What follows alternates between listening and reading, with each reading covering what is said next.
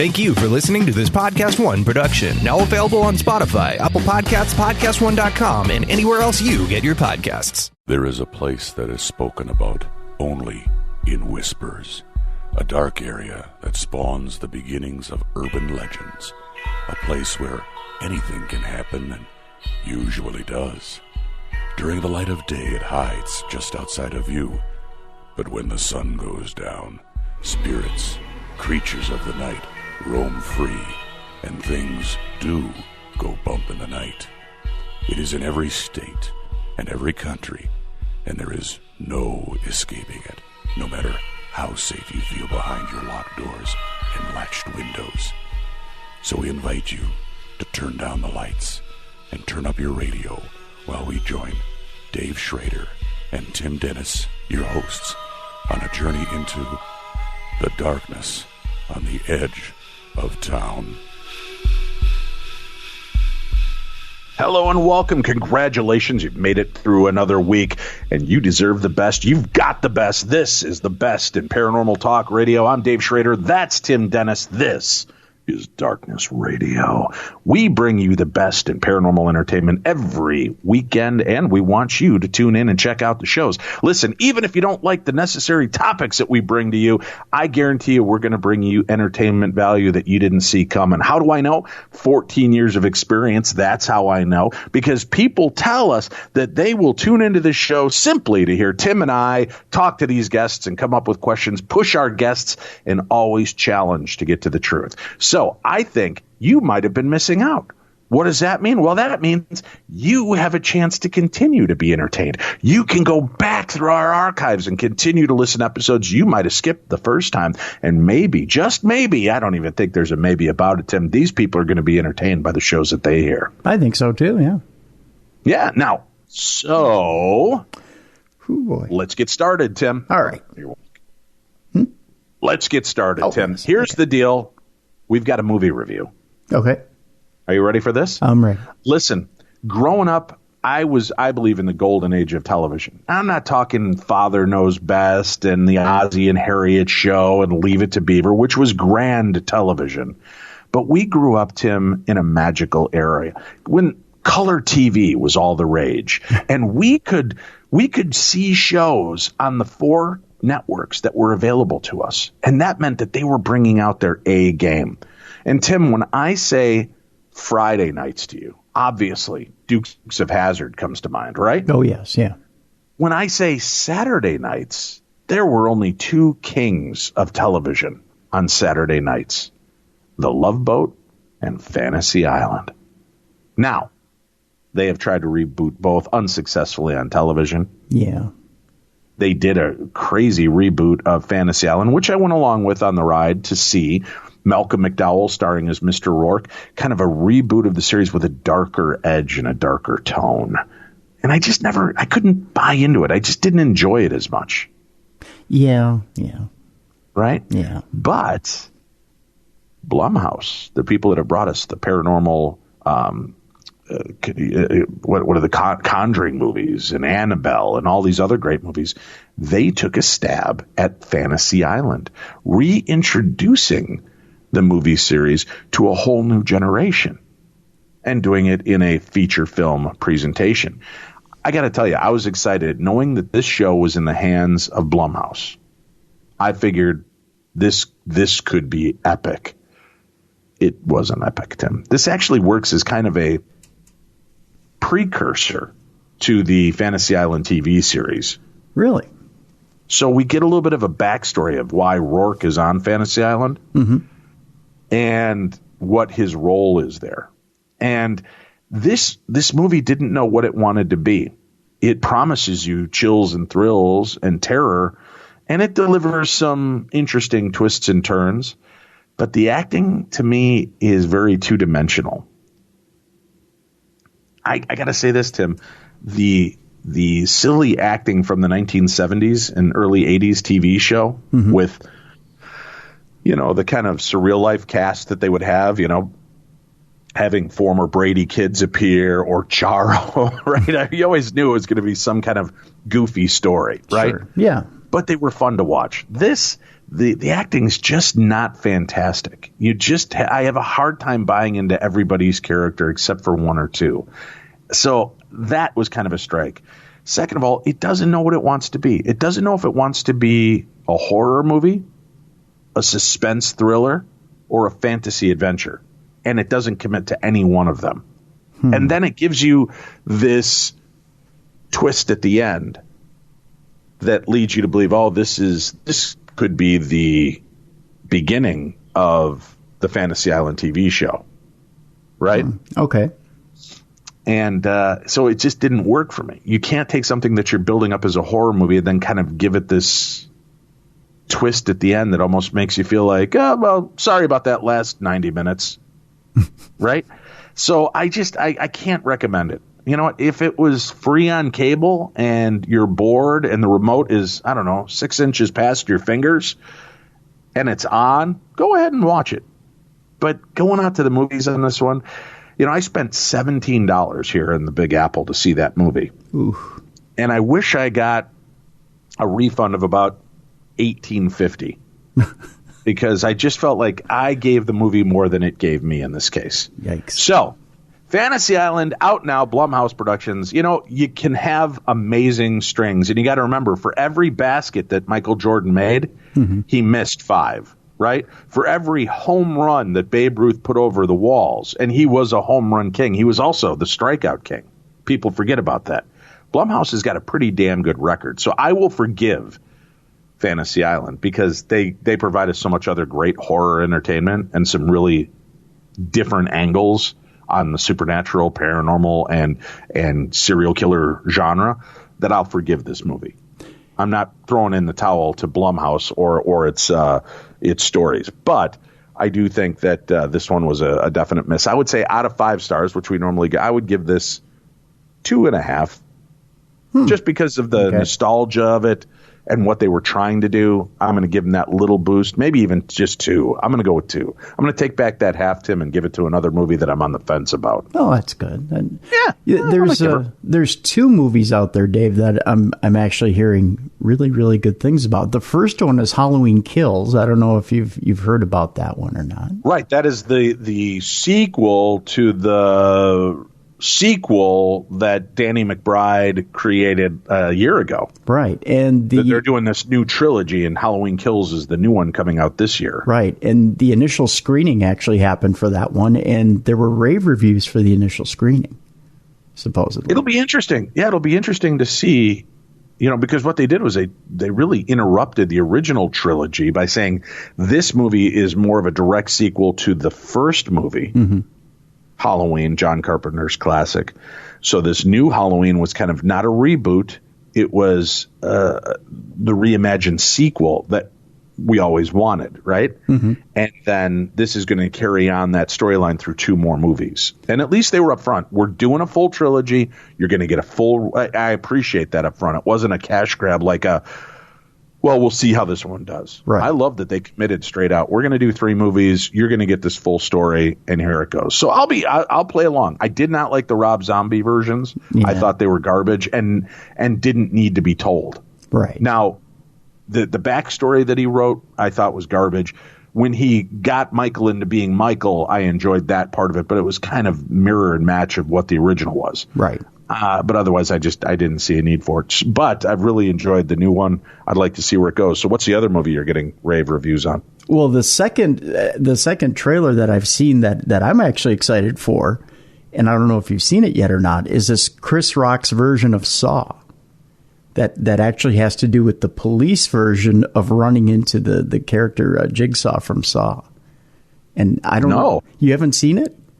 No, I haven't even heard of that. Oh my gosh! You have to. So what's it called? I know it has Chris Rock's name featured in the version, but it just has Saw in the title, and I'm trying to remember what it's called. But if you go to JoeBlow.com, you can see the trailer for it right now. It's got Samuel L. Jackson and Chris Rock in it as the 2 lead detectives, and basically they start looking at all these different crimes or murders that have been committed by Jigsaw, and it's Jigsaw taking on the cops. Oh, very cool. Well, yeah, I'd be interested in seeing that. I liked Saw. I liked the interesting kind of twisty, turny, Tetris-y version of the story. How you don't know which place in history you're really watching. Truthfully, it's almost kind of reminiscent of Seven. When you watch the trailer. Cool. Yeah. All right. Very good. Yeah. Well, so that's what's going on. We've got a lot of news stories. I've got some emails to get started with. And if you don't mind, Tim, I'd like to start with one of those emails because I put a call out to listeners last week. Sure. Yeah. I asked about the AI ghost story. Mm-hmm. We had a story last week talking about, was that Korea? South Korea. Yeah. South Korea had created this opportunity where you go into this virtual world to see your deceased loved ones. And this woman went in and saw her child that she had lost at the age of 7. And it insisted on holding her hand. She was getting the full tactile sensations, everything, and getting a chance to see that little girl again. And I'm fascinated. Of course, Tim, terrified by AI, but I'm fascinated by this aspect. And I asked you, our loving listeners, what do you think? Here are some of the answers we got. I heard your podcast a few days ago. This is my first opportunity to message you my thoughts. My husband and I lost our daughter when she was 16 years old. I can't speak for him, but I know I'd love to see her again. AI or not, I'd love to see her, particularly in Green Bay, Wisconsin West colors, as if she was accepting her high school diploma. The look of excitement and pride in her eyes and all the heartache she dealt with. Since she didn't survive to graduate, I think that's a milestone I miss the most not seeing. Now, my paranormal story. I found myself interested in the paranormal since I was 11 years old and my sister died. There was no paranormal event, just the hope that on my birthday she'd call and wouldn't say anything. I just know it was her. But of course, this never happened. I've lived in places that people have said possessed spirits firsthand on numerous occasions. The only thing I can say I might have experienced was the poultry ghost. I know that I've coined that because it happened on Thanksgiving one year in our old apartment. We were visiting our apartment manager's girlfriend upstairs from us, watching Men in Black because I got off work in the afternoon. I started the turkey late. I'd stop in our apartment to baste the turkey from time to time, and eventually I found our oven was off. No heat whatsoever. Now, our oven was not digital. It was a knob oven temp. It would have required a very specific turn of the knob to shut it off. Since everyone was hungry, and I questioned everyone that was going to be eating that night if they manhandled the oven, they all said no. Voila, the poultry ghost. I still do have my suspicions that maybe somebody lied, but there were other events later. My initial story, though, was to tell you about this. Ooh, see? This is kind of a Saw story. We get, let me tell you about the AI. Here's my ghost story. But I actually wrote to you to tell you this story. See, Tim, this is a machine of tales that are unraveling in front of us. Mm-hmm. As I said, our daughter died at 16 years old. 4 days after she died, I was entrenched in mind-shattering grief, and finally my body said it was time for sleep.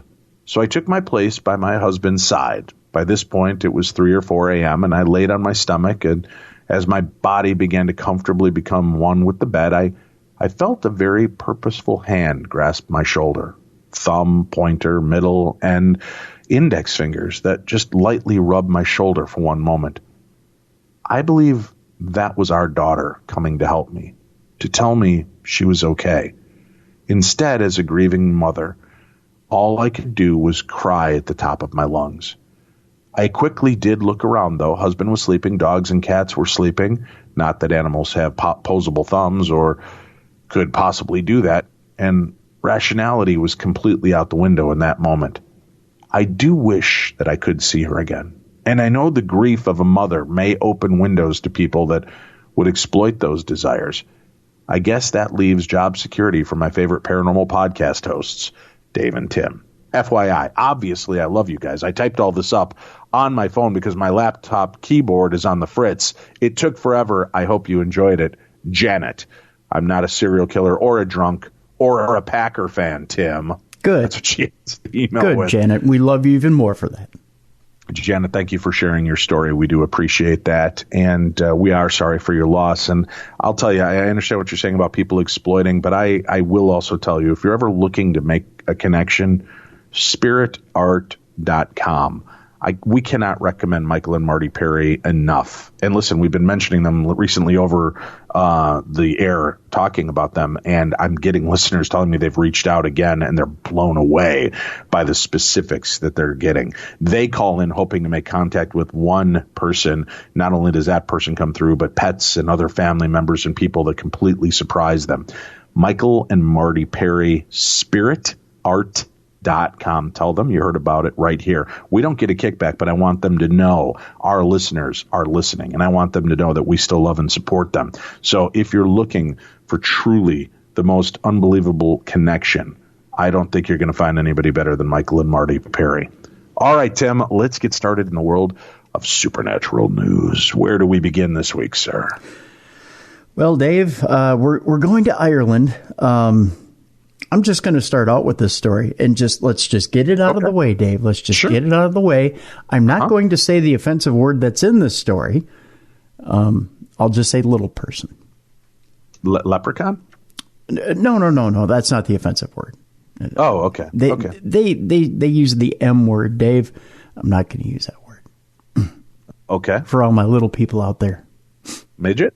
No, you can't say that. Well, I'm just saying, is that the word? Because I'm not sure nowadays what word, I didn't know if it was munchkin. People might be like, why are they calling him a munchkin? That's racist. I don't know. Is that racist? Anyway, okay. Yeah, so go ahead. It's inappropriate, yeah. Mm-hmm. An Irish little person has been accused of posing as a leprechaun to extort sex from 26 women in exchange for a pot of gold, Dave. What? I didn't know that this was a scam, but evidently it works. Okay. Well, obviously, I know how Tim's going to be dressing up this St. Patrick's Day. I'll be going in to saw off my legs later this week. A 3'4" tall Irishman was arrested for allegedly taking advantage of credulous women by posing as a leprechaun and extorting sexual favors in exchange for a fictional pot of gold. He didn't even have to have the whole pot of gold, Dave. It was just fictional. He just promised it would be there, hidden at the end of a rainbow. 29-year-old Conor O'Byrne was arrested at his Dublin residence by the Garda. I believe it's Shochana. I don't know. According to the Irish National Police, according to the police spokesman Seamus Murphy, Mr. O'Byrne used a rather unusual stratagem to cheat both tourists and naive locals to get sexual favors from them. The victims all said he dressed up like a leprechaun and said he had a huge pot filled with gold coins hidden at the end of a rainbow that he was willing to offer for sex. Yep. Surprisingly, that rather far-fetched scam fooled dozens. Not just one or two, Dave. Not just 6 to 10. Dozens. What? Dozens of gullible women. 12s of people? 12s. So dozens meaning 24 to 36, I'm guessing. Yeah. It says here 26, to be exact, victims, Dave, have already filed complaints with the Garda, but investigators believe the real number of victims could be over, I hope you're sitting down, 200 or even 300, Dave. What? This is a racket right here. How big a shillelagh does this leprechaun wield, Tim? Evidently quite a big one, Dave. There's got to be quite a big pot of gold at the end of this guy's shillelagh, Tim. Holy Christmas. To put it mildly. Many of these women were extremely naive and vulnerable, is the quote. Some even cried when we told them that leprechauns don't really exist. Aww. They're going to need somebody to comfort them, Dave, and I will be there in their time of need. You're a good man, Tim. I don't care what everybody else online says about you. You're a good man. I try. While searching through his house, the police found 6 different leprechaun costumes.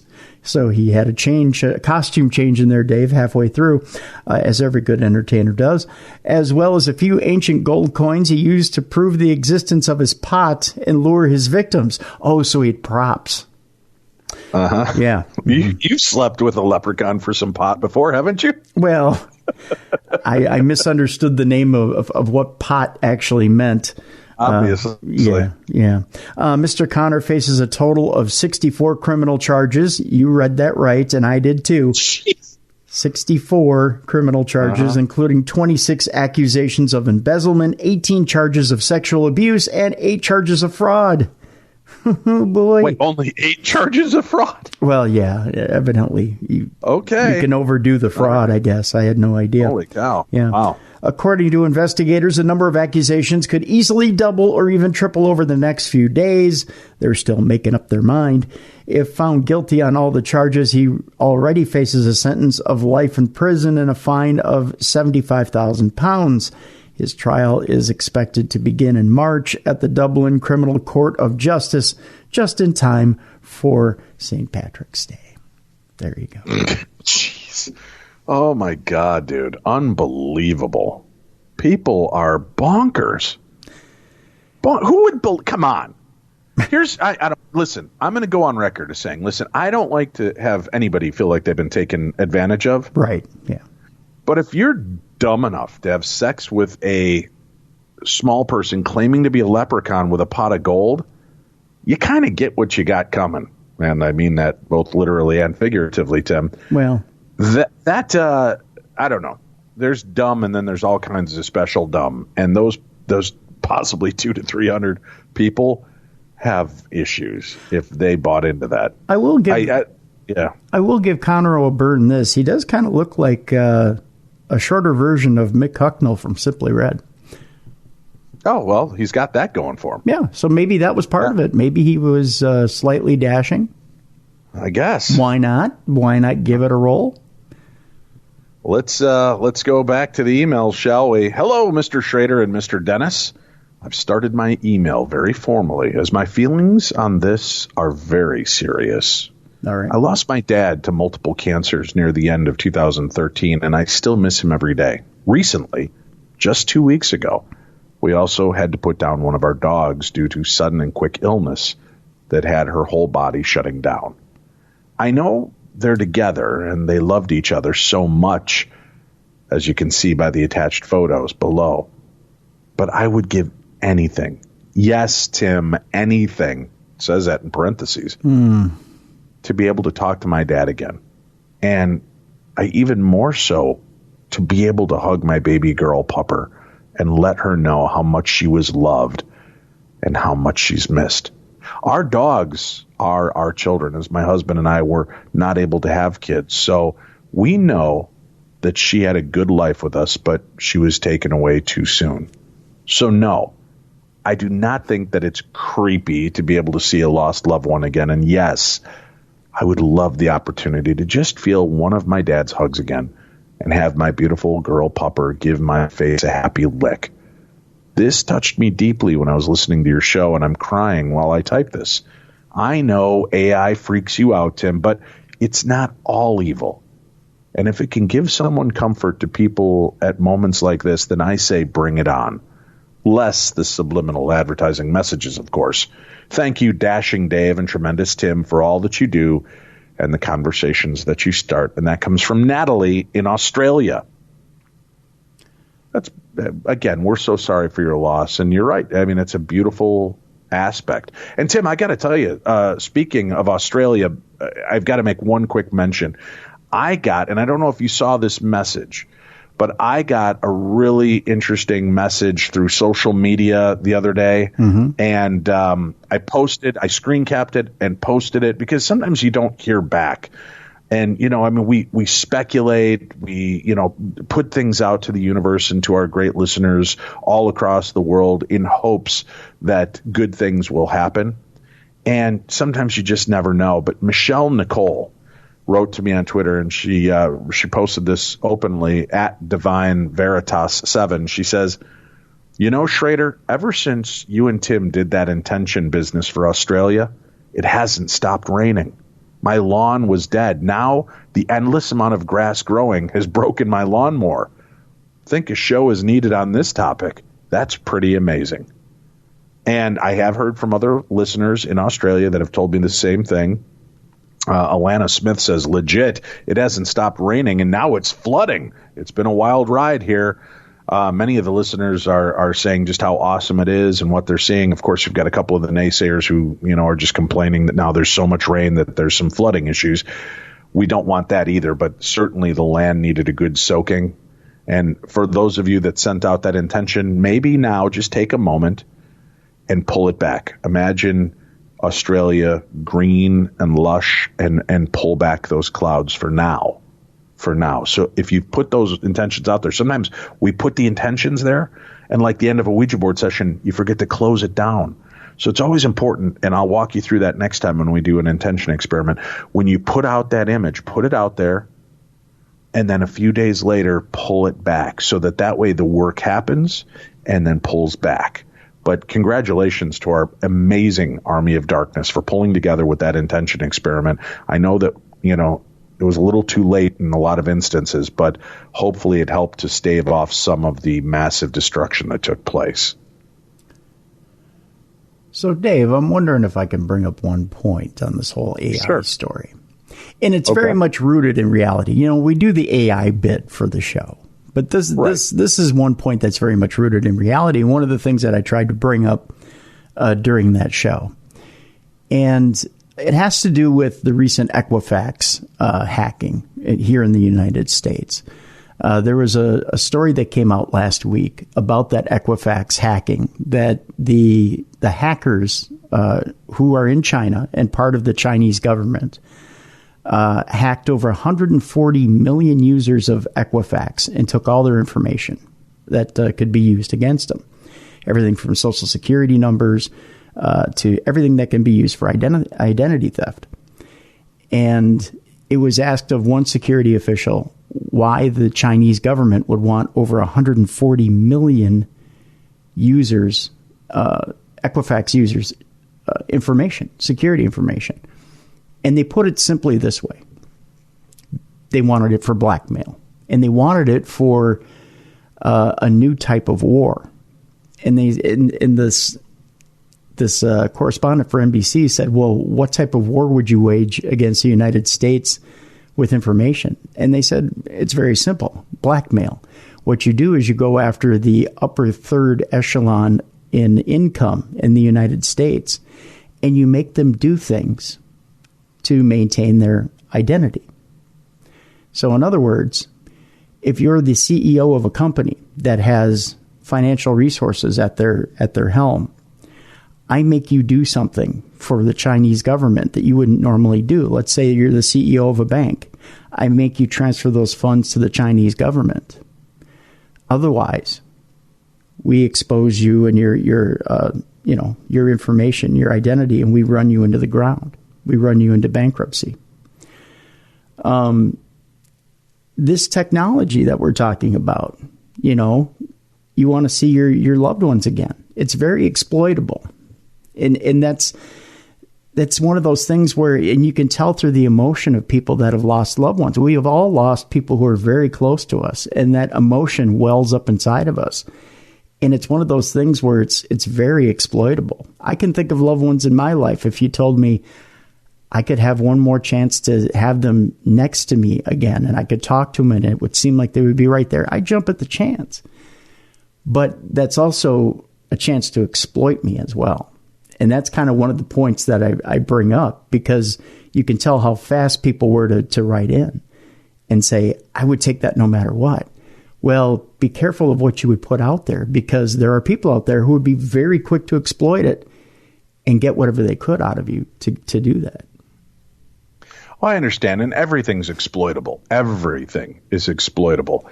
And especially with what they know about us. I mean, we all post about our losses and our loves and joys on social media. So, any one of these things could be twisted, turned, and put back on us. But, in these instances, if there's a way to help grieving that's maybe healthier than even therapy, by giving people that chance to see and hold hands with a loved one once more, to hear words come from their mouth, or to just be in their presence, I understand that allure. I get what you're saying on it as well, but I guess I'm going to remain more on the optimistic side of human nature, that, the overall effect of healing will be better for those people than any of the negative that may come from it.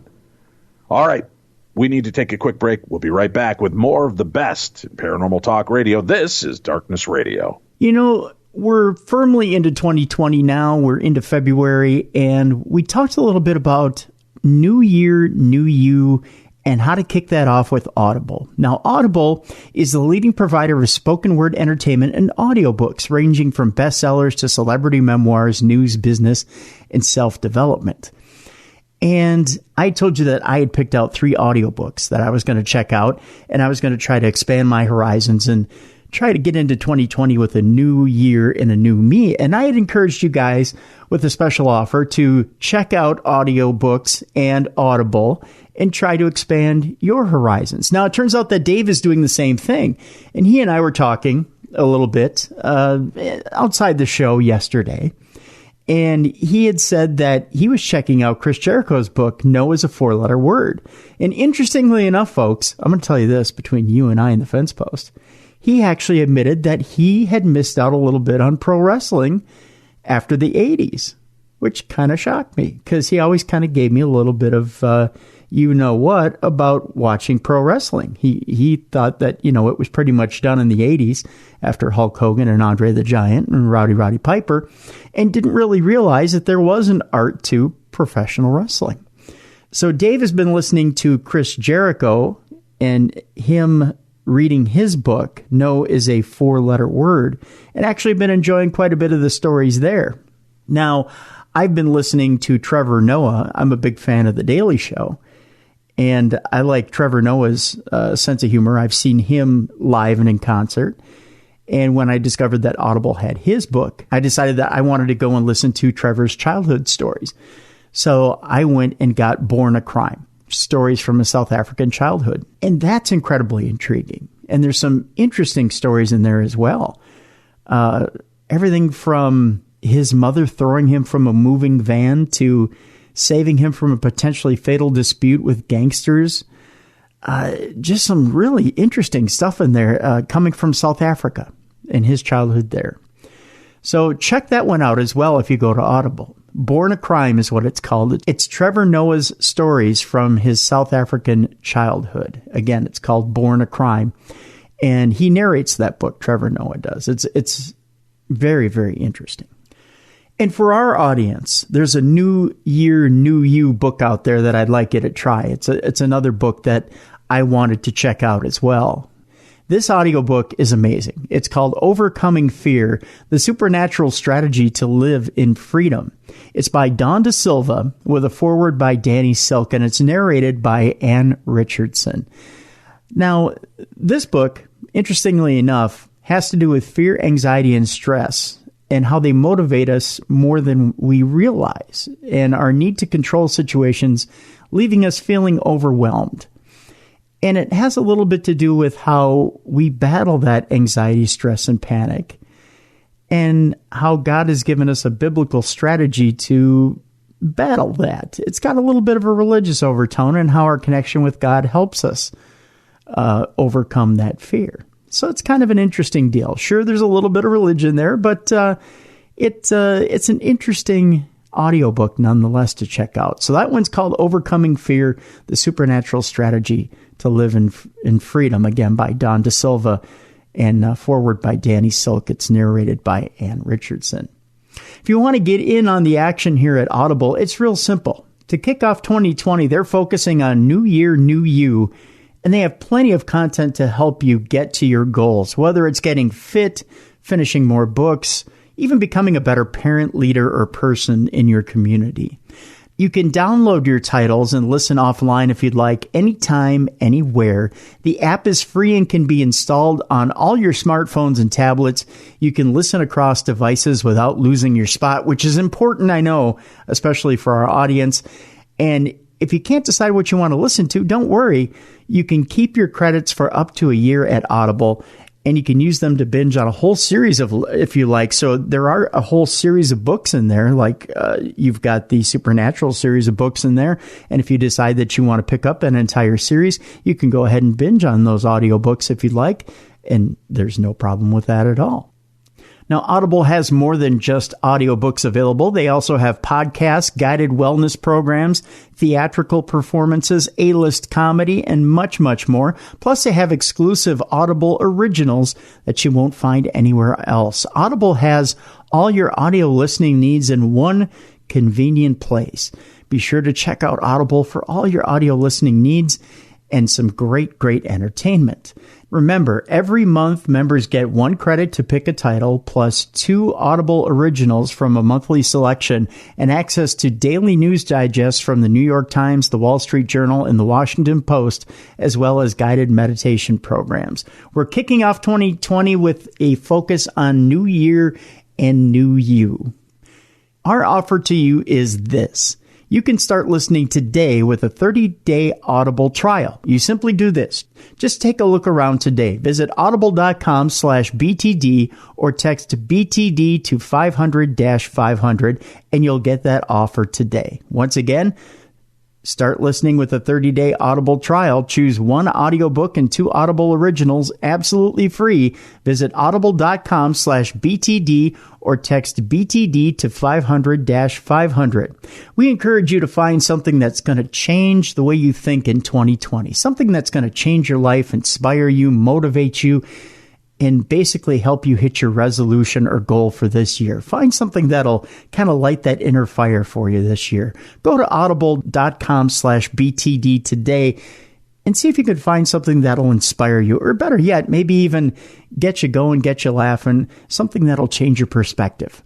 One more time, audible.com/BTD or text BTD to 500-500. Start listening with a 30-day Audible trial. You can choose 1 audiobook and 2 Audible Originals absolutely free. Visit audible.com/BTD or text BTD to 500-500. You know what? We all need a break every now and then. Why not keep your brain active while you relax? I know of the perfect way to do it. There's a fun little puzzle game out there called Best Fiends. Dave's playing it. I'm playing it.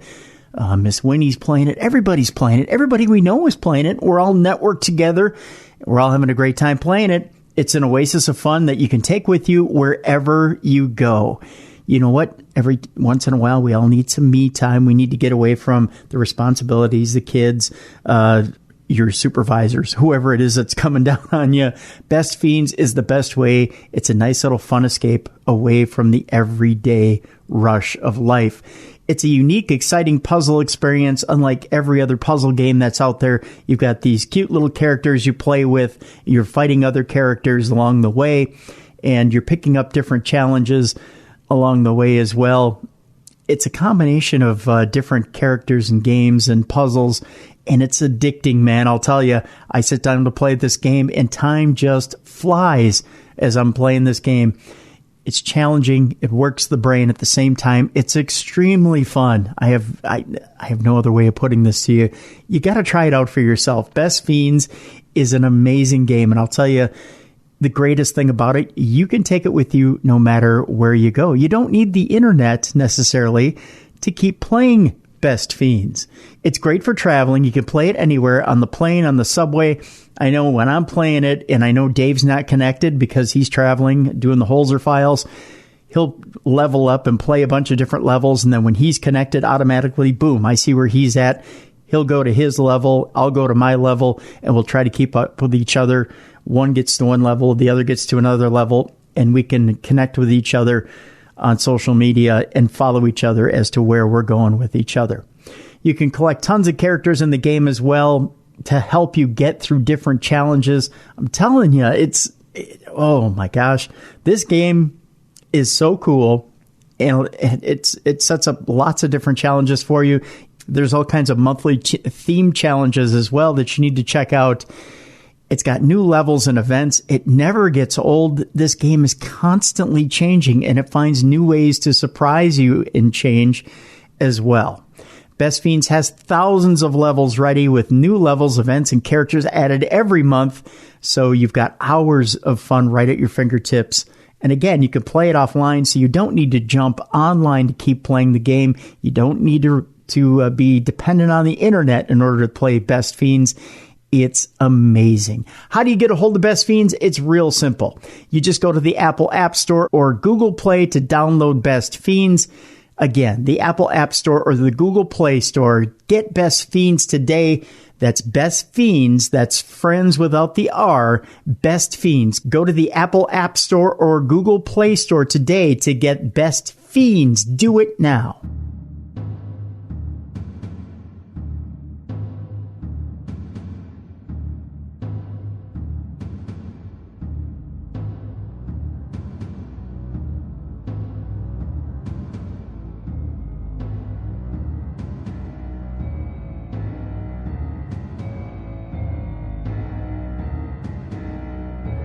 All right, let's get back to it. Tim, where are we going next in the world of supernatural news? Pueblo, Colorado, Dave, where police get reports of demonic sounds at a restaurant. I would say it's coming from the bathroom. What? Well, whenever you hear demonic sounds coming from a restaurant, it's got to be from the bathroom, right? I mean, it's probably... Very well could be. Yeah, I mean, it either means that the meal wasn't all that great or, there's a little something being passed from the kitchen to the floor of the restaurant. God. All right, what's going on? Pueblo police were left baffled with a frightening tale early Thursday morning after responding to a Southside business where employees heard demonic sounds coming from a screaming woman. At 3:30 a.m., officers responded to the McDonald's. See, it came from a McDonald's, Dave. I mean, Shh. Advertising, Tim. Advertising. Oh, right. Near the intersection of Pueblo Boulevard and Northern Avenue, according to a tweet from Captain Tom Rummel. Employees also told officers that aside from the screams, they heard someone speaking in a strange language and barking. Yeah, that's happened to me once or twice after McDonald's. I'm just saying. Mm-hmm. They were so unnerved by the sounds that they said they that they wouldn't be going back outside their building until after the sun came up. Rummel wrote on Twitter. Yeah. 3 officers searched the area but didn't come up with the source of the disturbance. I'm telling you, all they had to do was walk in the bathroom. Well, they did a walkthrough, though, right? I mean, they got in there, kind of walked around and couldn't see anything. Yeah. Odd. So what do you think about demonically possessed McDonald's? I mean, could happen. Well, I think it would make sense for the worm nugget. Worm nugget, you say, Dave Schrader. Yes, you'll have to just wait and go back through our archives to find that amazing story, folks. Yep. All right, where are we off to next, sir? Ghost Hunter Season 2. It's got its first trailer out there. Dun. Oh, that's right thing. No. Yeah. Okay. I don't think that's their theme. Yeah. Ghost Hunter Season 2, they got their first trailer, and it promises indisputable proof of life after death. Dave, just go ahead, drop that sword, my friend. You can now just watch Ghost Hunter Season 2. You'll get it. You got your indisputable proof right there. That's a pretty big claim, man. Pretty big. What does it go on to say? Well, the nature of any paranormal investigation series means that no matter how compelling footage of a supernatural event may be, a viewer could doubt they're really seeing otherworldly phenomenon. But the upcoming new season of Ghost Hunters on A&E claims it will bring with it indisputable proof of life after death. The series is hosted by Grant Wilson, who has been a figure of paranormal investigation TV series for more than a decade, which lends credence to the footage. And with researchers seeking to confirm what happens after death since the dawn of time, the series' return brings with it that bold claim. Ghost Hunters returns on April 8th at 8 p.m. Eastern Time. Per the press release, Ghost Hunters returns with indisputable evidence of life after death. Yes, I am reading that correctly.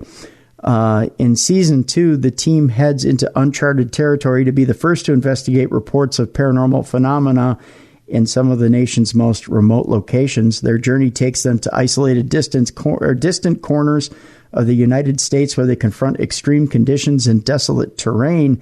The team seeks out forgotten worlds where darkness and death plague residents who have been forced to live with the unknown. Despite mysterious and unnerving warnings from locals, the Ghost Hunters face their fears and stay on mission to help people confront terrifying paranormal encounters that have shaken them to the core. In doing so, they capture their most compelling, persuasive evidence in over a decade. Interesting. Wow. Yeah. No doubt. That's crazy. Grant has a quote here that's quite interesting.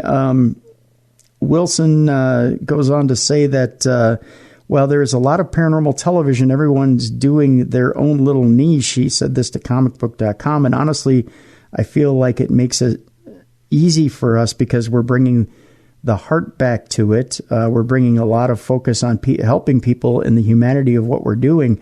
And I think that's what people are thirsty for. You can only do jump scares in creaky places for so long before people burn out or they start to go too far into it and say everything's a demon now because they're trying to step it up a level. And you can only do that so much when it comes to paranormal activity. But when it comes to helping people, it's always a unique story. It's always a unique situation, and you never get tired of helping people. He also added, so when you make it your goal or to be telling the truth, you won't ever burn out. But if you make it finding a ghost, you're eventually going to burn out, because if you don't find it now, you're going to start to lie to yourself because your desire to experience it is so strong. Ghost Hunters returns to A&E on April 8th at 8 p.m. Eastern Time. Man, I'm going to have to watch and see what they're able to uncover. I'm always interested in what they're able to find. Yeah, most definitely. All right. Hey, g'day, Dave and Tim. Hope everything is well with you both. My name is Aaron. I'm from Melbourne, Australia. Firstly, let me thank you for the kind and thoughtful words you said about our country and the terrible fires. We got the rain. I can't help but think you had something to do with it, with that intention sitting you did. I heard the podcast after and couldn't help but smile. Thank you so much for your thoughts and prayers. Also, it would be so nice to have you come down here to Australia. There's plenty of paranormal, but not enough investigators. Here's my experience. Are you ready for this? Ready. Rest up, just going to read in my normal, natural voice. Yeah. Okay. Right. I was 8 years old, and I remember one particular night. It was a stormy night, which was great for me, as I love a good storm. The louder, the better. I loved sitting at the window or standing at the front door, watching the lightning light up the sky with the sound of thunder. The storm was still going heavy as I was sent to bed for the night, so I could lay there and fall asleep to the sounds of thunder as it slowly calmed down, but wishing that it would last all night. I drifted off to sleep and started to dream. I don't know what I dreamt of. I've never had nightmares or dreams that scare me, but I woke up terrified. I was laying on my side in bed, still facing the window. I was watching the storm from which had now passed. Someone was watching me. I could feel it, and it scared me. I thought of my older brother. He liked to play jokes and tricks on me, and maybe he had just walked into my room. I rolled over to face the bedroom door when I saw an older gentleman, a little scruffy with his hair and wearing a suit, an old style from, say, the 60s. He was standing right next to my bed, just looking down at me, watching me. There was no sound, no movement. But as I lay there, trying to see who it was, I could also see the light on my ceiling through their face, and I could see my room, toys and books, visible through this translucent man. That's when I pulled up the covers and lay so still. I tried not to breathe loud. I wasn't going to move unless it was to run for the door. After about 10 minutes, I decided to lift up a small part of the blanket. I wanted to see if he was there or not, but he was gone. I put the blanket back over my face and slowly drifted back to sleep. The next morning, I told my mother what had happened. She wasn't too worried and told me about a little boy ghost that had followed her for years, and that the man I saw could just be my guardian angel, which could be a past family member. We went searching through old photos, and I found him. My great-grandfather. His hair was combed and clean, but had the same 1960s type suit and was standing with the same posture in the photo, looking down as if he was looking at something on the ground in front of him. I knew straight away that's who was in my room last night. My mother told me who he was, and He had died in the late 60s, about 10 years before I was born. He had been sick with cancer, but always wore a suit. Well, that's the first of many strange things in my life. At one point, we lived in a house that had an underlying stream flowing down from an Aboriginal burial site. Ooh, I wouldn't drink that water, Tim. No, not at all. But my daughter really wants me to mention one from just last year. We now live on a horse stud farm, so we decided we would try EVP out in the barn. We had done plenty before with no luck. This time, as I got to the barn door, my daughter started screaming, crying, and yelling at me to come back. I had no idea what was wrong. I started back towards her. At this point, she is on the ground in a mess, ranting about my head just disappearing, and said I was fading away. I'm not sure what happened. It wasn't dark and the lights in the barn were on, but my daughter has not been back near that barn and will not let me near it since. Thanks, guys. Sorry again if it was too long. Love your work. Really hope you get down here to visit. Stay safe, guys. And that comes from Aaron from Down Under. Maybe he was walking through a time portal, Tim. Maybe. Just saying, putting it out there. Could be. Maybe. Who knows? Tim, where are we off to next in the exciting world of supernatural news? Fall River, Massachusetts, Dave, where the Lizzie Borden Museum is now offering special night tours. Yeah. Ooh, fancy. We've been there. I've been there. I haven't been there, Dave. Yeah, I've been there twice, so it's like we were both there then. Sure. Yeah. I'll take that. Sure. Yeah. Fall River, Massachusetts is where we head, Dave, when the sun sets at the Lizzie Borden Bed and Breakfast Museum in Fall River. Tours are usually reserved for guests who are brave enough to reserve a room overnight, but the museum, which is the site of an unsolved double homicide from August of 1892, began hosting night tours for everyone about a year ago, with the latest to be held Wednesday starting at 6:30 p.m. Day tours last about an hour, however, with night tours often continuing late into the night and include more access to the home. The night tour is so much longer than the day tour. Sue Vickery, who has worked at the museum for at least 10 years and serves as a tour guide as well as a character actor, told NBC 10 News. At night, we walk you through room to room, and we give you the history, and then we talk about any paranormal happenings in the house, she said. Andrew and Abby Borden were discovered bludgeoned to death in their home on 2nd Street 128 years ago. Lizzie was the prime suspect, with investigators trying and failing to prove that she killed her father and stepmother. Authorities said that they found several weapons in the basement of the home, including a hatchet head with a broken handle, along with a few axes. The evening tour does include the basement, and a lot of people want to see the basement, another staff member told NBC 10. Guests said Vickery, commas are important there, are also usually eager to witness paranormal activity. She said the house is believed to be haunted. When I'm the night tour guide, I usually tell my own experiences, Vickery said. I have lots of pictures and recordings on my cell phone that I'll play throughout the different rooms for the guests. But who haunts the house, you may ask? Since the murders, Lizzie, along with the other suspects who were all ruled out, died. She passed away from pneumonia in 1927. I'm fascinated with the history of the case, and I'm also fascinated with the paranormal, so to be able to do both at once in the home is pretty awesome for me, Vickery said. I just love it. I'm fascinated with the history of the case, and I'm also fascinated with the paranormal, so to be able to do both, well, it's on there twice, Dave. That's how much she loves it. That's a lot. I'm not going to lie. That's a lot. That's a lot. That's a huge amount. Authorities reported that Andrew was killed at approximately 11 a.m. while Abby was killed about an hour and a half prior. He received 10 to 11 blows to his head, and Abby was struck about 19 times. Andrew was found dead on a sofa on the first floor of the house, and Abby was face down upstairs in the guest bedroom. If you're into history, there's nothing like being in the house and hearing the stories told in the rooms that it took place in, Vickery said.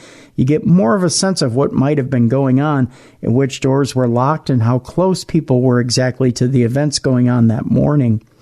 Vickery also performs as a character actor during tours. She and other staffers reenact the moments after the murder. I've played different characters in the past, she said. I don't mind playing Abby. I don't have to say anything. I just lay there. There's a joke there, I know. Yeah. She added I'll leave that one alone, too. Yeah.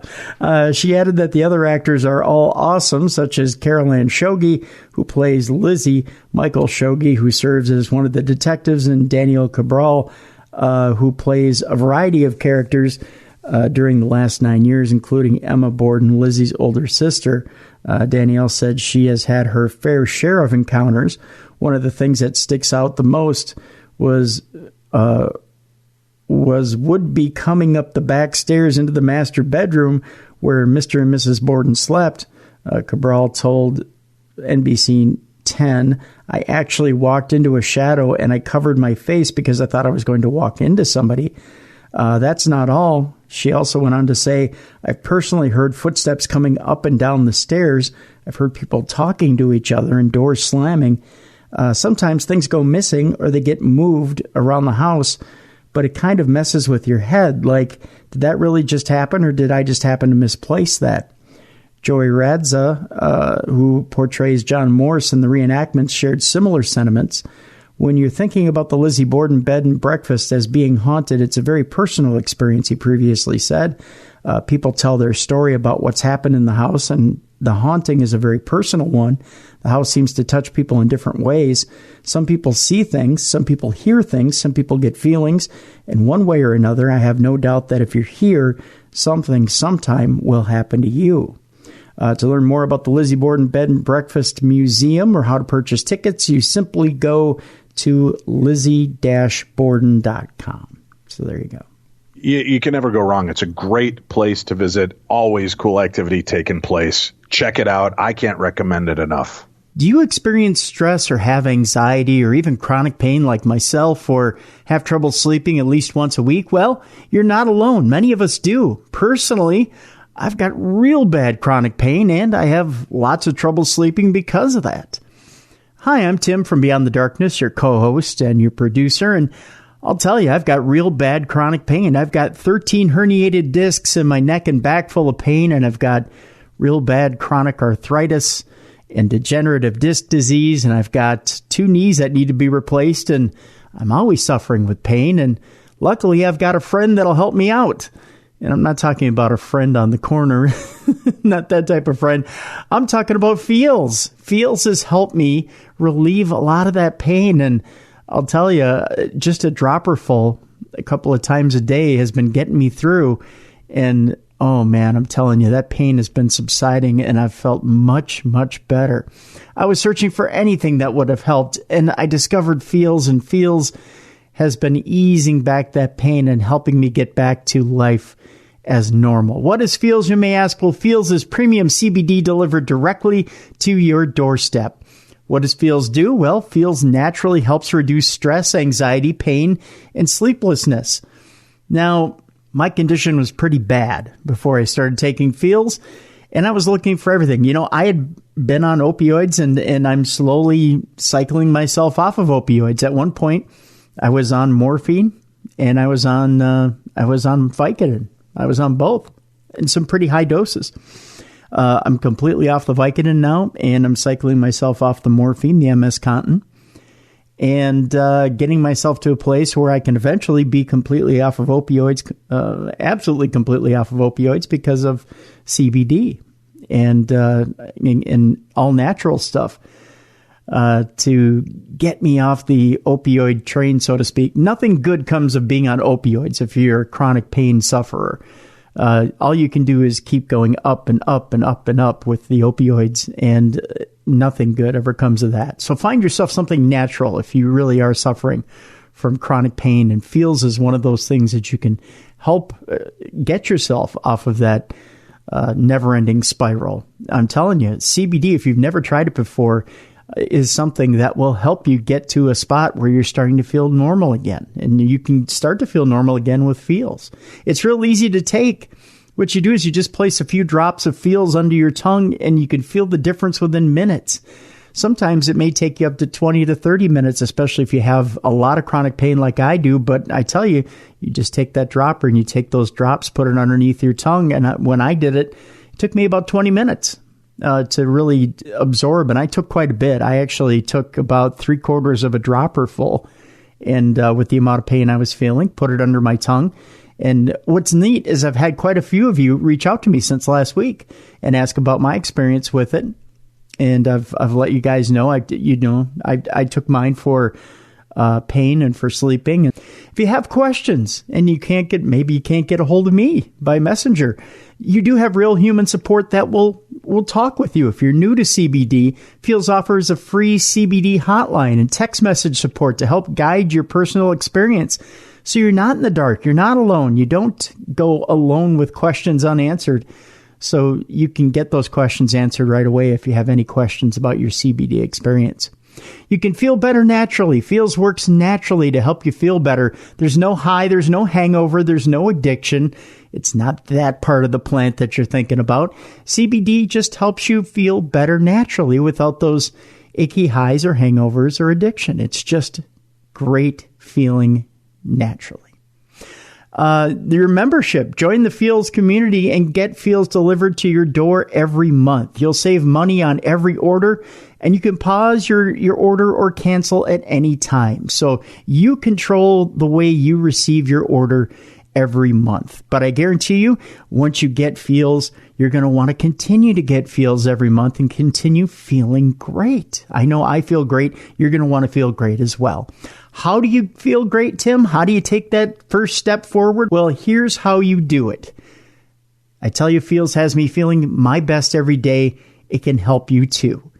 You want to become a member? You can do it today by going to feels.com. That's FEALS.com/darkness. And here's what we're going to do for you.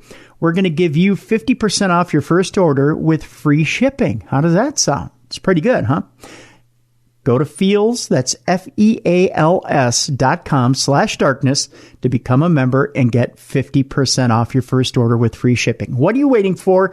Get into better health today and start feeling better. Relieve that anxiety. Relieve that sleeplessness. Get rid of that chronic pain. Go to Feals.com/darkness, become a member, and get 50% off your first order with free shipping today. The Adam Carolla Show is the #1 daily downloaded podcast in the world, and you've got to check it out. Catch up with some of Adam's latest interviews featuring James Carville, Pauly Shore, and Rob Hubel. Adam's bringing you his daily rants, antics, and musings with a side of comedy. Be sure to subscribe on Spotify, Podcast One, Apple Podcasts, and many other podcast apps so you can get new episodes every week. All right, Tim. I'm a little parched. Man, if only I could have some iced tea. Oh, I don't have that kind of iced tea in front of me, Dave. Well, that was a segue for your next story, though, Tim. It was a way for you to interject what we call a pun into the next tale that you have to share. I don't have any. Let me back that up for you. Okay. I sure am parched. I wish I had some iced tea. Well, Dave, I don't have just iced tea. I have iced tea and cocoa. Oh, I can't even get the lines out now. Two taste sensations are better than one. What have you got for us, Tim? Well, Dave, evidently your iced tea and cocoa can experience the paranormal on Celebrity Ghost Stories. I don't know where that was a horrible segue. No. Wow. It's all right. Yeah. People are prone to us being horrible from time to time. Good. So rapper and actor par excellence Ice-T and his lovely wife Coco are here to talk to us a little bit about their paranormal experiences. What's going on? Well, first of all, did you know that Ice-T has been on is like one of the longest reigning actors now on SVU? I did not. Yeah, on Law and Order SVU. It used to be Mariska Hargitay. Is that how she says her last name? Hargitay. Mariska Hargitay. Yeah, I can never say her last name. But now it's Ice-T. Just saying. Okay. Yeah, that's a long time. So really, he's now actor-rapper, not rapper-actor. Think of that. Isn't that scary? That's crazy, yeah.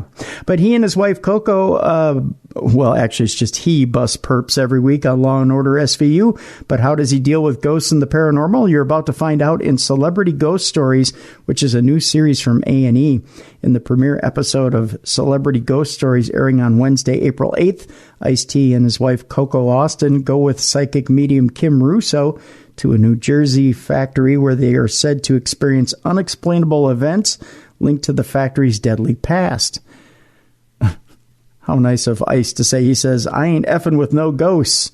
Well, story over. I'm just kidding. Yeah. But at least he's open and honest about it. He's setting that intention, which we've talked about is how important it really is, Tim. It is, yeah. Ice says that in the exclusive trailer. Ice, who recently celebrated his 450th episode of Law & Order SVU, considers himself a skeptic, but will that change after his experience with Kim Russo? According to A&E, each week the series brings celebrities back to the sites of their previous paranormal experiences for an unfiltered, emotional, and sometimes terrifying reunion with the ghosts of their past. Other celebrities going on paranormal adventures with Kim Russo include Paula Abdul, Terry Bradshaw, the star of the upcoming series of The Bradshaw Bunch. I had no idea Terry Bradshaw had a new project. Taye Diggs, Kelly Osbourne, and the Real Housewives of Atlanta star Nene Leakes. Out of nowhere, I heard the children, Nene says in the exclusive preview. Celebrity Ghost Stories premieres on Wednesday, April 8th at 10 p.m. after the double episode premiere of Ghost Hunters at 8 p.m. on A&E. In Season 2 of Ghost Hunters, the team heads to some of the nation's most remote locations where they have to battle extreme conditions and desolate terrain. The team seeks out forgotten worlds where darkness and death plague residents who have been forced to live with the unknown. So there you go. Very cool. Speaking of the unknown and a little cup of tea, Tim, I don't know if I've mentioned this before, but I found a little sister. Yes, you have. And not only just a little sister, but an amazing little sister. And she happens to run a little company called Snarky Tea. And many of our listeners, including myself and you, we are tea drinkers. So why don't you calm the beep down and get some Snarky Tea? It'll help you wake the beep up, and then you can be as fierce as a beep. That's right. Those are just three of the titles of some of the amazing Snarky Teas that she has on hand, Tim. There are sampler kits. There is straight up wake the beep up tea, calm the beep down tea. You can find fierce beep tea, namaste mother beep tea, and get your ass in bed tea, Tim. There are teas for everything. How about getting your beep together? That's right. She's even got a tea for that. How do I know, Tim? Because I'm not only her brother, I'm also a subscriber. I get the tea. You get the tea. Let's all get the tea. Go check out snarkytea.com.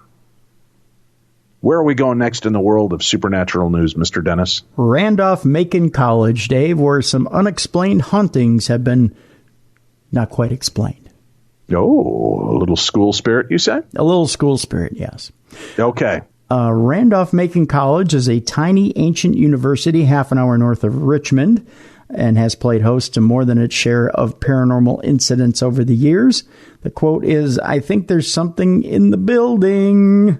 Well, of course there is. Spirit apparitions, ghosts, and the unknown. Some people believe that there is something in this world that we cannot fully explain. College campuses around the Richmond area have a deeply rooted history, which contributes to reports of paranormal occurrences around those campuses. Ashland's Randolph-Macon College is no exception. It seems like everyone at the private college knows at least one story of people experiencing something unexplainable. James Scanlon, a former professor at Randolph-Macon, has said that he experienced a presence in one of the buildings on the campus. In fact, he says he's seen it multiple times. Something would appear in his view and then move from right to left down the upstairs hallway of the Washington Franklin building, which holds a few offices for teachers, 2 classrooms, and a large open room for social events, but is usually quiet and empty. This happened to Professor Scanlon a few times, but he usually brushed it off as if it was just his imagination. Then one normal Sunday afternoon around 2 or 3 p.m., Scanlon got tired of reading and started out of his office door into the hallway. As he looked through the slit in the doorway and into the hallway of Washington Franklin Hall, he felt there was something. He saw it pass from right to left, or as if someone was walking by. It looked grainy, like a mist, he said. It looked like a San Francisco fog, but it had a defined edge. He was shocked and began looking around the building for someone or something that could have caused what he had seen, but he found nothing. When you eliminate the impossible, whatever remains, however improbable, must be the truth. The Sherlock Holmes quote is a line that Professor Scanlon used when referring to his experience. It could not have been his mind playing tricks on him. It was the middle of the day, and he was stone cold sober. It could not have been a cloud of dust because he saw a clear edge around the figure, and it could not have been a person because no one was there.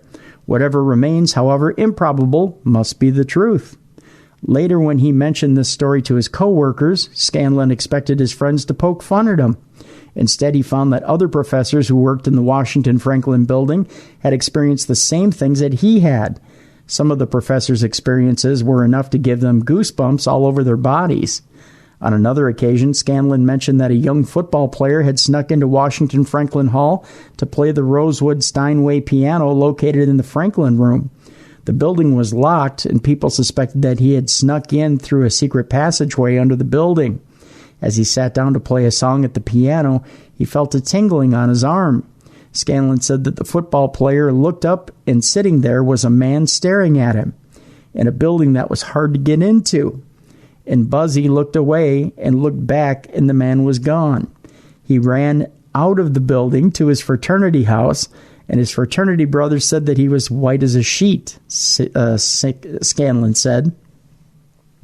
Imagine a normal night on a college campus, and you hop into bed and get ready to fall asleep, and however, as you fall asleep, something or someone grabs you by your ankles, almost pulling you out of bed. When you look up to Sounded like most nights of college for you and I. That's true. When you look up to see who is there, you see a man standing over you. That's where we separate, right there. Yeah. You scream. There was that one night, but everybody experimented in college. Am I right? Well, yeah. You scream for help, but when you look again, the man is gone. This story, straight out of a horror movie, occurred on the Randolph-Macon campus. It was retold by another Randolph-Macon professor, Jack Trammell, who heard it from a student. Apparently, the story goes, after her experience with this haunting night, the student asked her mother to come stay in the house for a night, and when the mother was there that night, she had a similar experience to her daughter. She was awoken that night, and standing over her bed was a man with the same appearance that her daughter had described. They may have been dreams or minds playing tricks on them, but since these incidents occurred, people have not lived in this house on the outskirts of the Randolph-Macon's campus. News stories about ghosts on Randolph-Macon's campus pop up every month or so. Some seem fake, like they were made up. However, there are many stories that involve the same figures appearing in the same places on campus. These occurrences tend to get more attention, and these recurring spirits often get names of their own. One of the most frequently seen is referred to as the Woman in White. Directly adjacent to the fountain in the center of Randolph-Macon's campus is a large U-shaped dormitory building, Mary Branch Hall.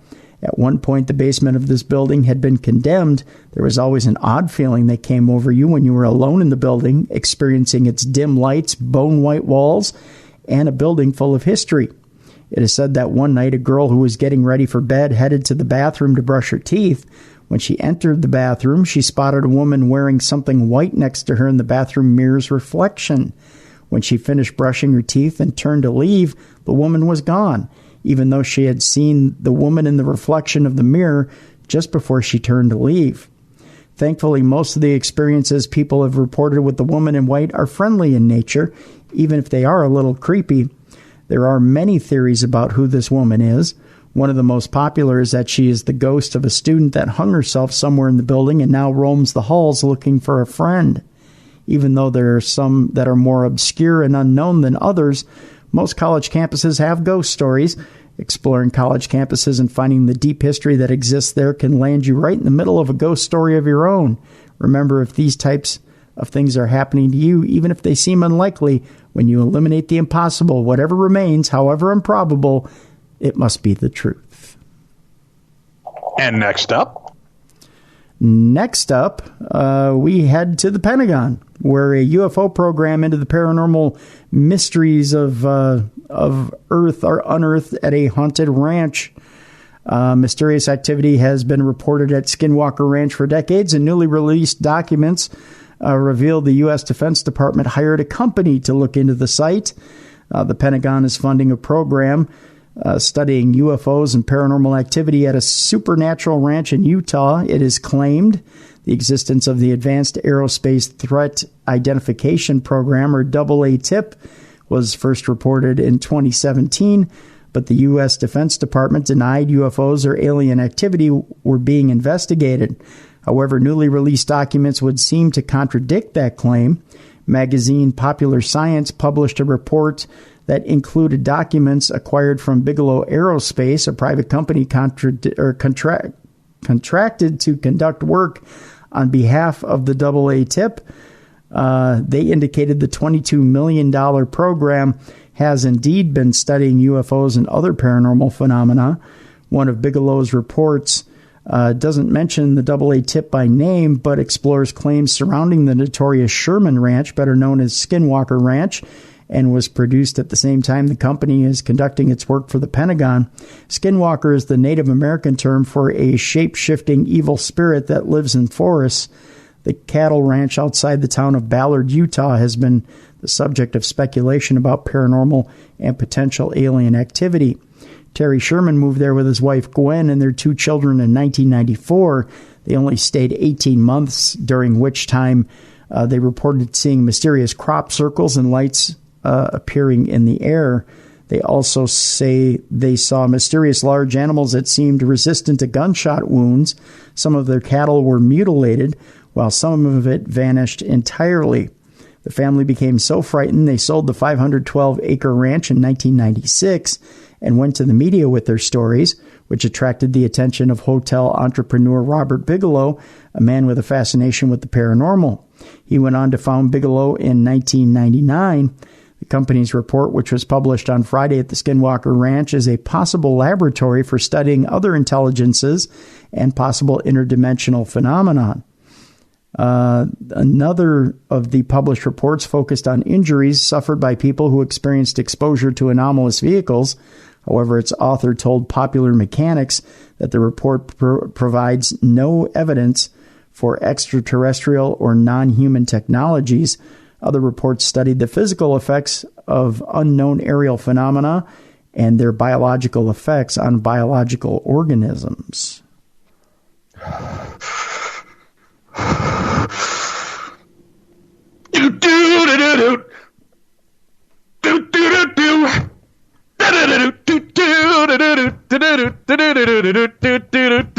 I think you were screwing with me in that whole damn story. I don't believe that word appeared that many times, Tim. You just kept plugging it in because you knew I was doing my best to break this habit, and you won't allow it. Phenomena. Knock it off. Come on, we got work to do. Hi, guys. I love you both equally, so no one gets top billing here. Ooh. Wow. I like that. Yeah, all right. I'll take that answer, although I know you love me a little bit more. I have an experience I would like to share with you about my sister's mother-in-law, Mary Lou, a wonderful lady. She passed last fall, and she's very much missed. Last October, Mary Lou suffered a stroke for the second time. This second one was bad. After the stroke, she was put on palliative care. My brother-in-law, Tony, was so unsure of what this meant, what he should expect, and what his choices were. This was not the first time Tony had been through a family member's illness and inevitable passing. You see, Tony lost his sister and father several years ago. His sister went first. Her name was Anne Marie. She passed young after a second bout with breast cancer. After the passing of Tony's dad and sister, my whole family opened our hearts to Mary Lou to make sure she never felt alone. She was invited every holiday party, even if my sister and Tony could not make it. Mary Lou and I shared a special bond also. I always used to tell her that I wished she was my mother-in-law, and I would say, I'm not Anne Marie, but please think of me as just another daughter. Anne Marie was a bit of a sensitive, and not only Had she appeared to Mary Lou on the occasion, Anne-Marie was a bit of a sensitive, and not only had she appeared to Mary Lou on the occasion after her passing, but I myself used to belong to a mediumship group, and when we did practice sessions with each other, Anne-Marie would always come through, and her message to me was always, "Thank you for taking care of my mom. You will understand why I bring this up soon." Tony, being unsure of how to proceed with his mother's situation, was told he could speak with one of the palliative care nurses to answer all of his questions and give him reassurance. When he met the nurse, she introduced herself, and her name, Anne-Marie. He felt very comforted by this. It almost felt like his sister was reaching out to let him know that he was not alone in this decision. Well, Mary Lou passed within a week. We all knew it was coming. We were all expecting a call at any time.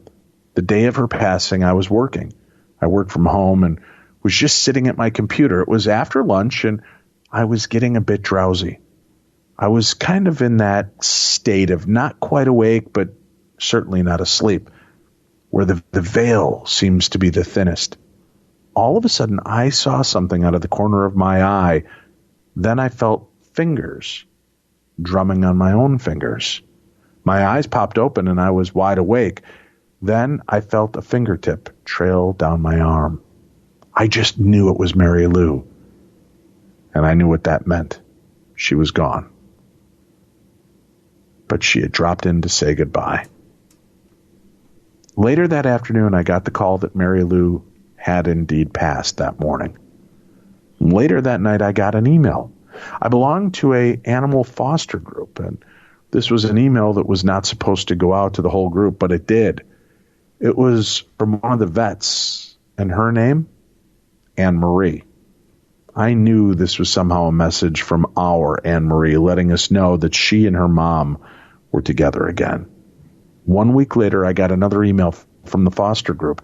This one came from a different person, and her name was, yep, you guessed it, Anne-Marie. I got this one on my phone, and all that showed up on the screen was the subject line, and it read, "Thank you." I just looked up and said, "Anne-Marie, it was my pleasure." And that comes from our listener in Fairport, New York, Wendelin. Thank you for sharing that story. Very touching story, Wendelin. Thank you so much. All right, Timothy, where are we going next? We get good news from Hollywood, Dave. Probably what is that? The best news we've gotten all year. Okay, do tell. Bill Murray has confirmed that he's back as Peter Venkman in Ghostbusters Afterlife. Oh, that's off. So he is official. I know that they've said all of them would be returning, but he was kind of the lone holdout for the storyline. I'm glad to hear he's back. What's it got to tell us? Bill Murray will be strapping on his proton pack once again. The enigmatic star will be officially appearing in Ghostbusters Afterlife, the forthcoming paranormal sequel. Until now, the 69-year-old Murray has been rumored to be back on board, but now he's been interviewed on the Calgary set of the film by Vanity Fair, so it's all nice and official. It's all wrapped up in one little bow. But he noted that, sadly, they won't be the full team from the previous movies, as Harold Ramis, who played Egon Spengler, passed away in 2014. He says, "Well, we are a man down. That's the deal," Murray told the magazine, and that's the story that we're telling. That's the story that they've written. Murray will be reprising his role alongside Dan Aykroyd's Ray Stantz, Ernie Hudson's Winston Zeddemore, Annie Potts's Janine Melnitz, and Sigourney Weaver's Dana Barrett. The trailer for the movie landed before Christmas, with Paul Rudd as a teacher in a small town that is suddenly beset with paranormal phenomena. It seems Rudd's character, Mr. Gruberson, was a kid in Manhattan when the Ghostbusters originally took on the Stay Puft Marshmallow Man, and in such situations, there's only certain people you can call. I think that's a given. Leftover star... The Holzer Files. They exist in that universe? Why not? Hans Holzer was an inspiration to Dan Aykroyd. I'm just saying. Oh, okay. Leftover star Carrie Coon plays the mom of newcomers to town, Finn Wolfhard of Stranger Things fame, and McKenna Grace from Captain Marvel, who may or may not be the grandchildren of Egon. Set 36 years after the original movie, Jason Reitman, son of original writer and director Ivan Reitman, is penning and directing the movie. It lands in London in July and then comes to the States right around that time as well. What the deuce? Why does London get it first? Well, screening. Oh, good answer. Yeah. All right. Hey, I've never had anything close to paranormal experiences. That's how this email starts. I listen to your shows, and obviously many other people have. Is it because some people have the sense that can perceive those types of encounters, or is it that most of us have never exercised the muscles that control those abilities? We don't know. I mean, obviously you work on it, you put yourself out there, you become attuned and open. I would think that would work for you. I know it has for me over 14 years of investigating. I wouldn't say I'm a sensitive, but I can honestly say I'm more sensitive to presence and energy shifts. So I think it is something to do with just kind of being open. But then there are some people just born with a natural born ability, like singers. By the way, Darkness on the Edge of Town is where I grew up. From the time I was 2 or 3, I was always in whatever forest that I could find close by. I loved night patrols in the military. I think that traveling through the forest at night is fun and games. What are you afraid of? Thanks. And that comes from Carl DeYoung. Or I'm sorry, Cal, not Carl, Tim, Cal. So get it right next time, would you? I'm sorry. Yeah. What scares me? Being alone in the woods at night. That's my fear. And our final email for today. I lost my mom over 10 years ago. There isn't a day that goes by that I don't think of her and miss her like crazy. The holidays are especially tough, as it was her favorite time of year. I'd love to hear her voice and speak to her again. It took forever for me to cancel her cell phone after she passed because I would call it from time to time just to hear her voice on the voicemail message. Having said that, I think it would hurt more to be able to see her this way in the AI condition because I know in my mind that it's not real. It would never really be her. It would never have her mannerisms or great advice about life. It wouldn't be her hug with the smell of her perfume. I'd love to have her back, but only if it was real. And that comes from Mark. Thank you, Mark. That is a great, different perception of this entire thing. This whole AI bringing the dead back to life debate. Thank you very much for that. All right, Tim, our final few stories. Where are we going next? We're heading back to the UK, where eerie footage inside an old antique store branded the UK's most haunted shop. Chilling footage captured on CCTV shows items mysteriously falling from shelves of the building, which is now an antique shop, without any apparent reason whatsoever. This creepy video clip shows the paranormal goings-on inside a former funeral parlor, which has been dubbed Britain's most haunted shop. Chilling footage captured on CCTV shows items mysteriously falling from shelves of the building, now an antique shop, without any apparent reason whatsoever. In one particularly startling clip, a bizarre mist can be seen floating through the air in the middle of the night when the shop was locked up and empty. Daniel Parker, who owns Barnsley Antique Centre in South Yorks, said peculiar things have just kept happening ever since he opened up in 2014.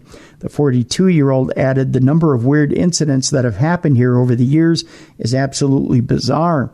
I'm naturally skeptical about paranormal activity and all that, but seeing the things I've seen has forced me to think twice. I'll just be stood at the till and things will start dropping off the shelves, which would be fine if it happened a few times, but it's all the time. People who know about this kind of thing think there are ghosts, spirits, and all sorts of things in the shop. It's all very strange. Daniel's shop is inside a building dating back to the 19th century, which once housed a funeral parlor, which some would say explains the mysterious goings-on. Before selling antiques in the building, the building was a store selling baby clothes and equipment, and in the years gone by, there was a graveyard over the road. Daniel said the first time he noticed something out of the ordinary was before the shop was officially opened, when an electrician was doing some wiring work. He added, the guy rang me up and said there was smashed glass all over the floor. I couldn't explain how it got there, so I went in and had a look at the CCTV. That's when I saw the cabinet explode. It was the strangest thing I'd ever seen. What could possibly have happened? Daniel scoured his cameras for a sign of a break-in or a projectile being thrown, but couldn't find anything explaining why the glass had smashed. Since then, dozens more strange things have happened, including a heavy skull falling from a shelf to the ground and mysterious mist floating through the air. Daniel describes himself as a skeptic, but said the sheer number of inexplicable incidents has forced him to think twice. A medium who heard about the shop on social media got in touch with the owner and arranged to spend the night there to carry out some tests. According to Daniel, the medium, uncovered the spirits of two small children inside the store. Some believe that these spirits are responsible for things falling off the shelves because they're running around and playing games. Another believer has sensed the soul of an old man who has fallen on hard times inside the store, although Daniel isn't sure. He said, "I'm inclined to say that none of that is true, but to be honest, I have no other explanation for what has been happening. Before opening up, I was a complete non-believer, but now I'm half and half. Maybe all the talk about ghosts and ghouls is right. Who knows?" There you go. He just Good seems commitment. Who knows? Seems befuddled. Hey, folks, we normally will do your phone calls. I just want to mix it up a little bit since we had so many people responding to the AI question this week. So we do take your phone calls, and you can call in, share your stories at 651-300-4977. You have up to 3 minutes to leave us your story. There was a story last week, Tim. A lot of people think that somehow we misedited it. There was no true ending to the story. Perhaps you could explain dramatic pause and effect to our listeners. Yeah, the story just ended where it ended. It ended when the lights went out, and that was it. That was the end of the story. I didn't edit it that way. I didn't stop the story that way. I didn't cut the story off. That's it was dramatic. Boom. It was. Then you don't know what happened. Your imagination might be worse than what truly happened. But that's what happened, folks. Yeah, the lights went out. And that was it. Give us a call. Share your story. But Dave, my story's longer than 3 minutes. Well, then call back in. Just say continuing my story and go right back into it. Tim will edit and cut them together and make them one cohesive tale. 651-300-4977, our Voices from Beyond voicemail. Thank you for the great cards and letters you've been sending to us. And if you have haunted items you want out of your house, you want to get rid of them, you can also send those to us at Darkness Radio at P.O. Box 22321, Eagan, Minnesota. That's EAGAN, Minnesota 55122. So again, that's P.O. Box 22321, Eagan, EAGAN, Minnesota 55122. If you want to send letters, messages, Tim, maybe they want to send you candies and cookies. Sure. Maybe a piece of their ear, Van Gogh style. Whoa. Anything that they want, you could send, just direct it to which one of us you want to have it, and we will open those packages, letters, and more. So that's the best way to reach us. But we will give you at least one phone call from this week. Since we had so many callers this week, I don't want to ignore them as well. So please sit back and enjoy this call. Hey, Dave, Tim, big fan. Name's Christian. I'm out here in Inglewood, right outside of Los Angeles. Been listening for a while. First time I call. I have a bunch of things to share, but I'm only going to focus on one today. This happened when I was around 15. I'm 38 now. We lived in an old building.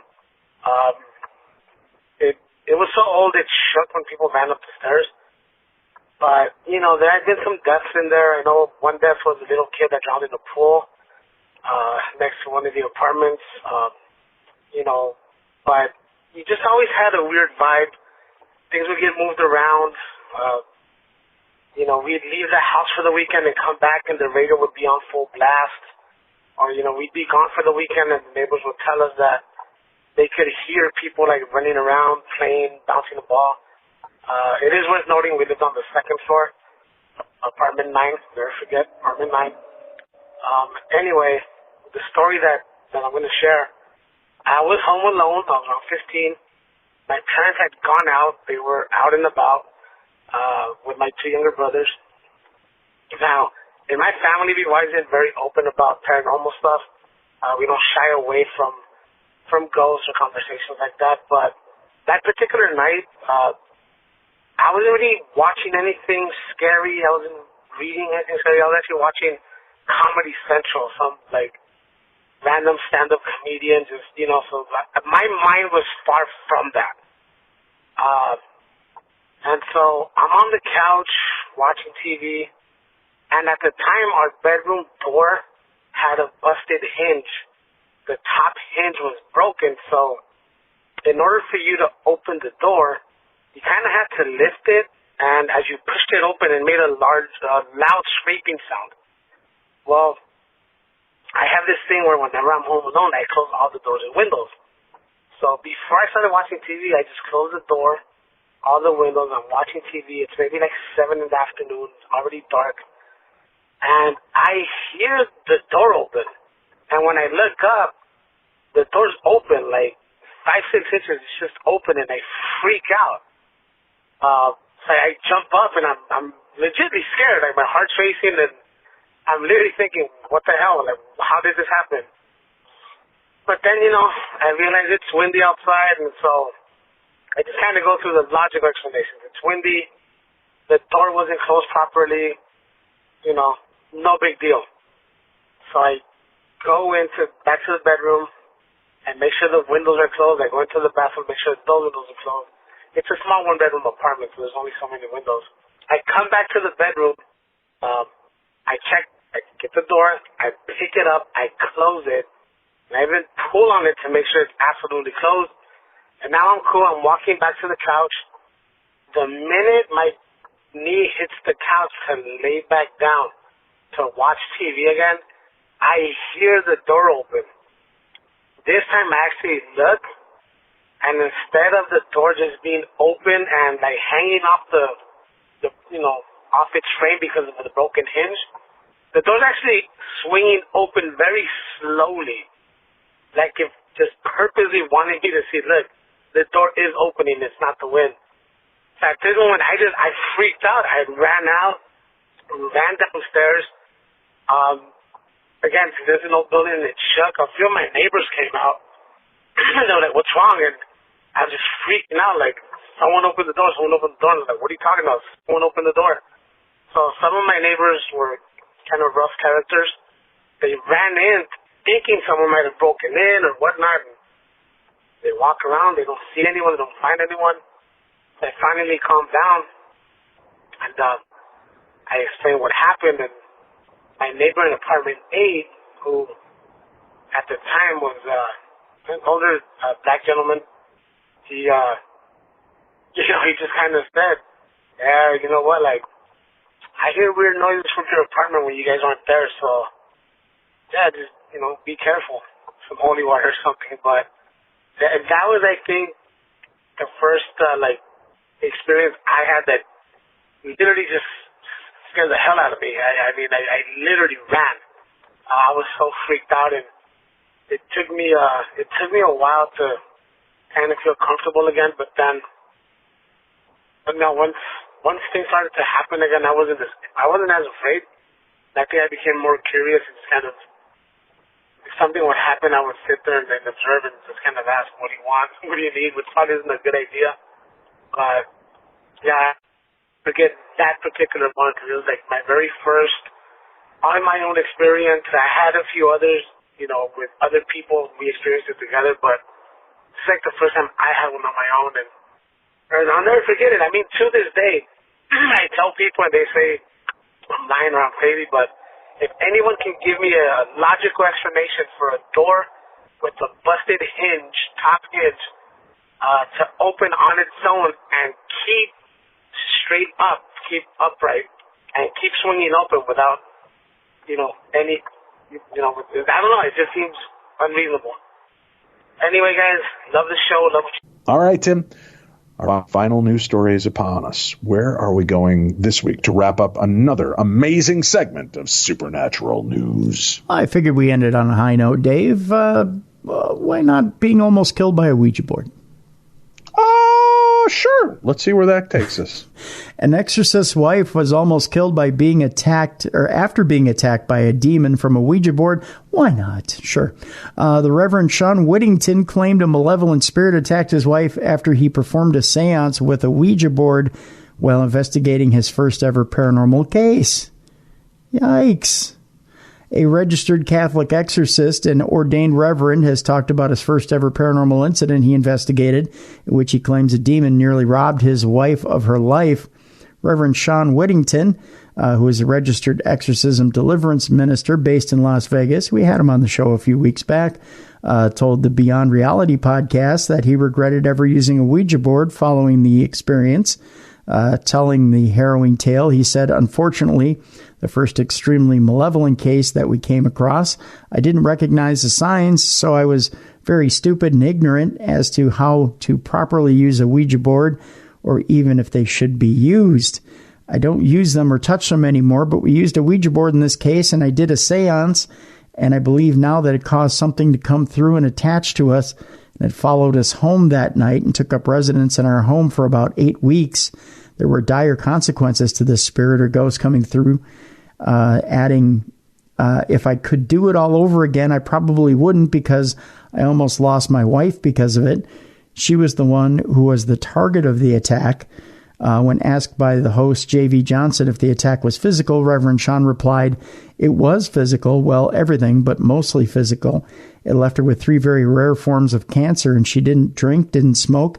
She was the healthiest person I knew, no history of cancer in her family. And right after we got this thing out of the home, her attack, or whatever was left over of the attack, came on like dam busters. And within just a few days, she developed a very rare form of tongue cancer, thorax cancer, and thyroid cancer, which spread through the lymph nodes through her neck, and she was expected to die.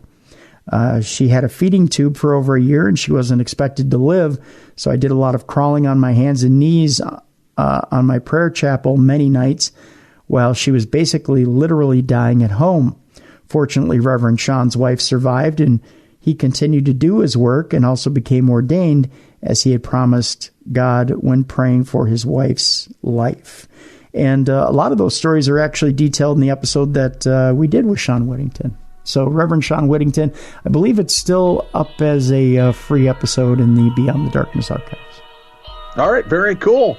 Well, that's it for this week, kids. We hope you enjoyed a brand new episode of Supernatural News Parashare. Tomorrow, we've got an unusual guest with an unusual story. Well, that's unique. No, it's not, because if you listen to the best in paranormal talk radio, you get to hear that kind of exciting content every week. What if I said, Tim, aliens and Bigfoot and more?